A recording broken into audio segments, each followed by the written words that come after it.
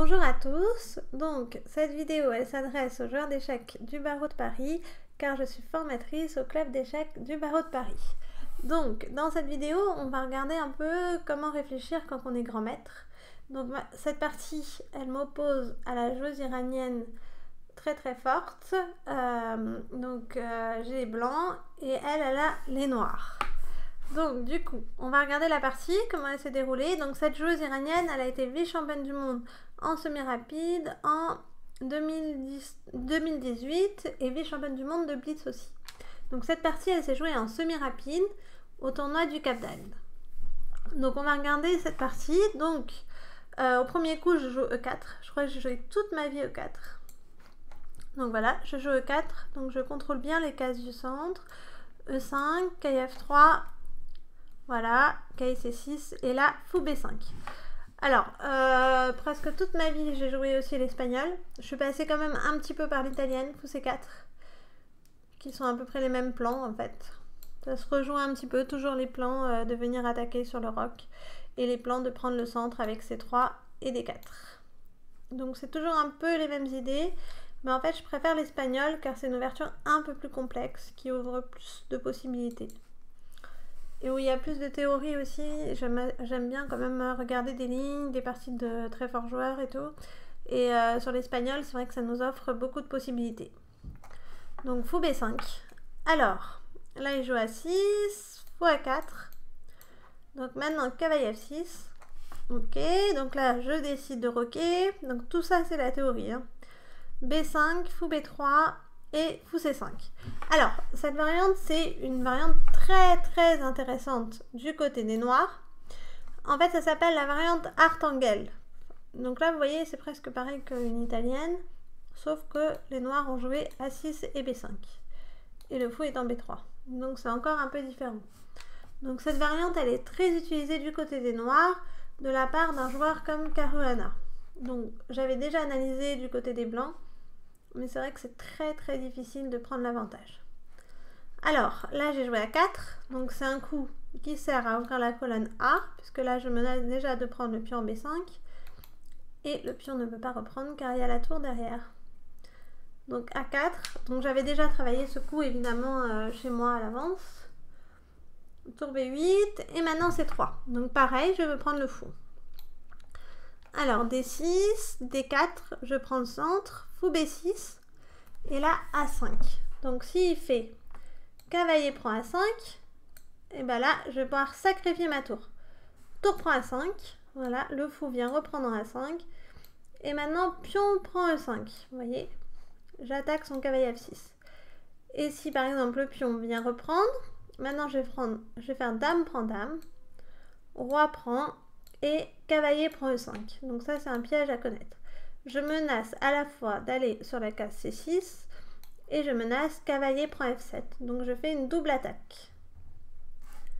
Donc tout ça c'est un piège que j'avais bien en tête.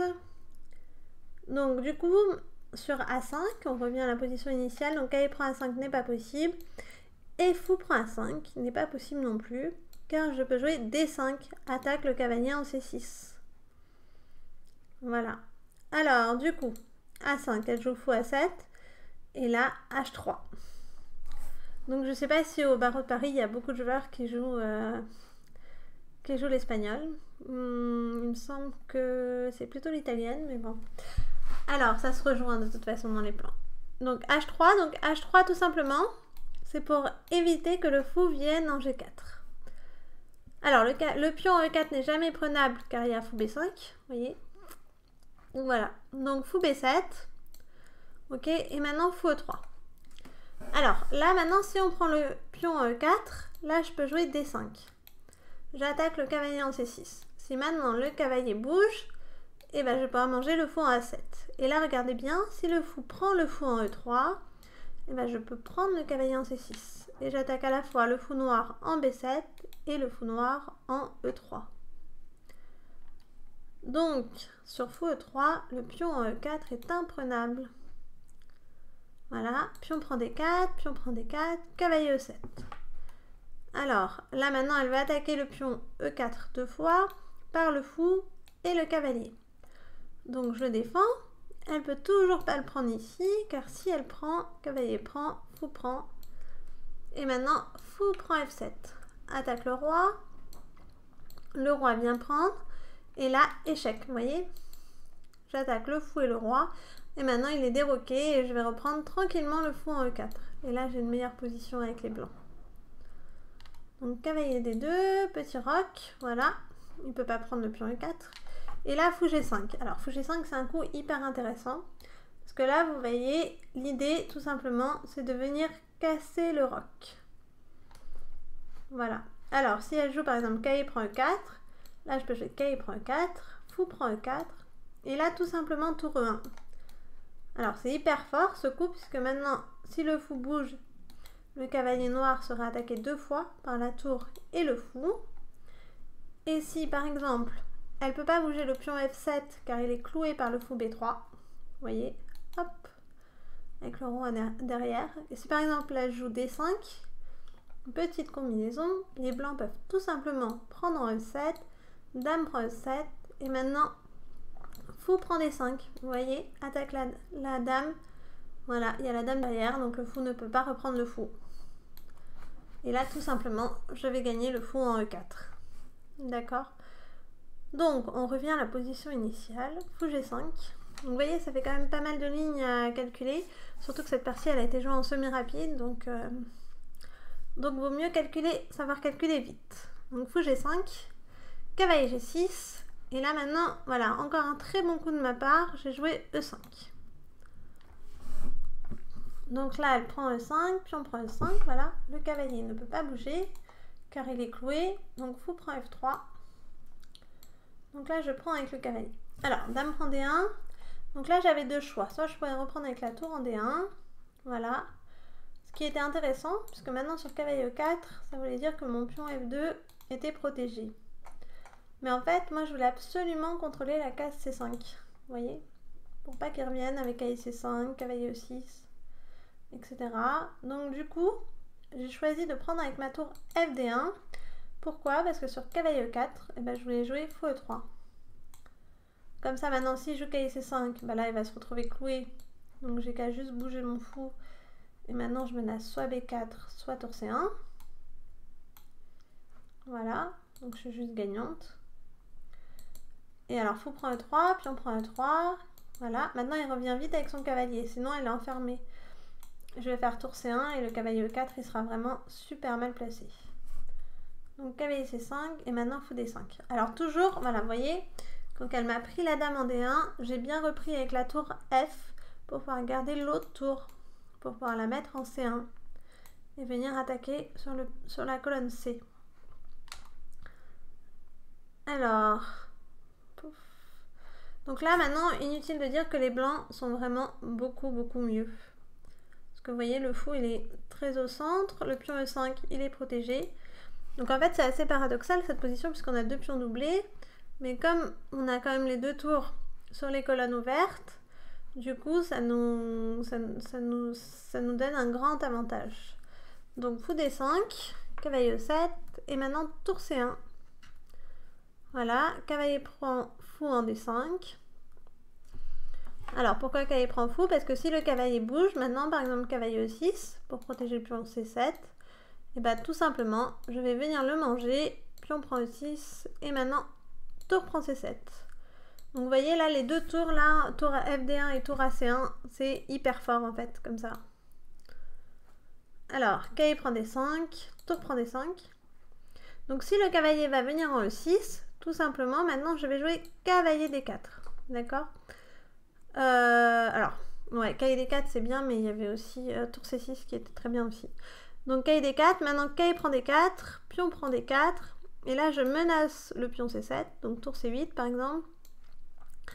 Et là maintenant, tour C6, attaque le pion A6, d'accord? Tour A8, et là, tour D7. Voilà. Alors, sur cavalier E6, on pouvait aussi jouer tour C6, attaque le pion A6. Voilà, tour A8 et maintenant cavalier D4. Donc dans les 2 cas, les blancs avaient un bon avantage. Donc tour prend D5, cavalier prend B3 et là, tour prend C7. Alors là, c'est hyper intéressant parce que maintenant, j'ai ma tour en 7e rangée. Donc la tour sur la 7e rangée, en finale, c'est super bien. Cavalier prend A5 et là E6. Pourquoi je joue E6? Parce que maintenant, s'il fait F prend E6, j'ai mes 2 tours qui vont venir sur la 7e. Donc tour D7 et tour. Voilà, et tour C7. Et là, maintenant, je vais tout manger, vous voyez, sur la 7e rangée. Il n'y a personne qui peut m'arrêter. Par exemple, tour E8, et là, hop. Et là, je mange tout, et j'ai même le cavalier qui arrive. Hop.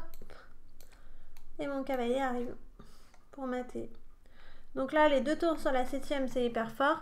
Mais avec le cavalier en plus, c'est assez mortel. Donc E6, voilà, le pion, il va bientôt arriver à dame. Alors ça, en finale, ça va très vite aussi. Cavalier C4.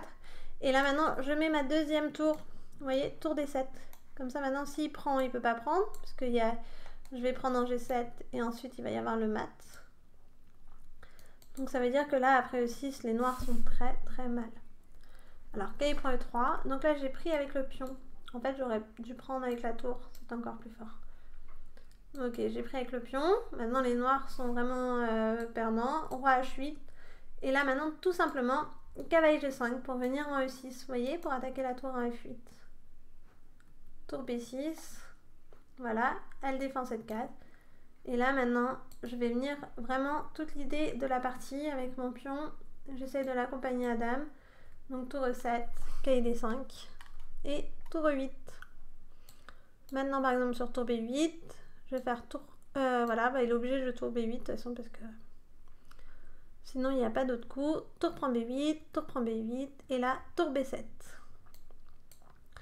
Voilà, et là, les blancs gagnent puisque sur tour C8, tout simplement, le cavalier va venir en E6.